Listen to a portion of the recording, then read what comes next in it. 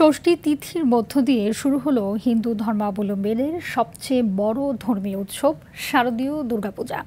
বিজয়া দশমীর মধ্য দিয়ে শেষ হবে 5 দিনব্যাপী এই উৎসব। পূজা উপলক্ষে মণ্ডপগুলোতে নিরাপত্তা ও সুশৃঙ্খল পরিবেশ বজায় রাখতে প্রশাসনের পক্ষ থেকেও নেওয়া হয়েছে কঠোর নিরাপত্তা ব্যবস্থা। প্রতিনিধিদের পাঠানো তথ্যচিত্রে বিস্তারিত থাকছে লামিয়া তানজিন মাহমুদের রিপোর্টে।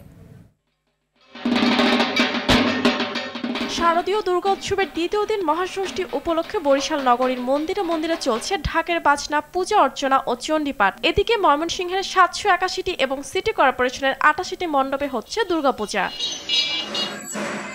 দিনাজপুরে 1275টি, চাঁদপুরে 224টি এবং ফরিদপুরে কলারম্ভ, বিহিত পূজা ও মহাষষ্ঠী পূজার মধ্য দিয়ে 787টি মন্দিরে চলছে পুরোহিতের মন্ত্রপাঠ, ঢাক, উলু ও শঙ্খের ধ্বনি।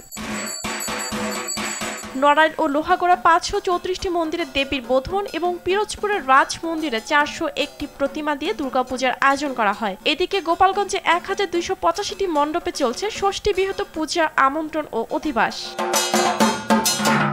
নেত্রকোনা 10টি উপজেলার 514টি মণ্ডপে এবং যশোরের 706টি মণ্ডপে হচ্ছে দুর্গাপূজা। মহাষষ্ঠীতে দেবীর বোধনের মধ্য দিয়ে সিরাজগঞ্জে পালিত হচ্ছে দুর্গাপূজা। সন্ধ্যায় দেবী দুর্গার আমন্ত্রণ ও অধিবাসের মধ্য দিয়ে পটুয়াখালীর 188টি এবং জামালপুরের 207টি মণ্ডপে শুরু হয় দুর্গাপূজা। ষষ্ঠী তিথির মধ্য দিয়ে দিনাজপুরে হিলের 19টি এবং ঢাকার আশুলিয়ার 97টি মণ্ডপে চলছে দুর্গাপূজা। সনাতন পঞ্জিকা অনুসারে এবার দেবী দুর্গা মর্তে আসবেন গজে বা হাতিতে চড়ে। লামিয়া তানজিন মাহমুদ, RTV।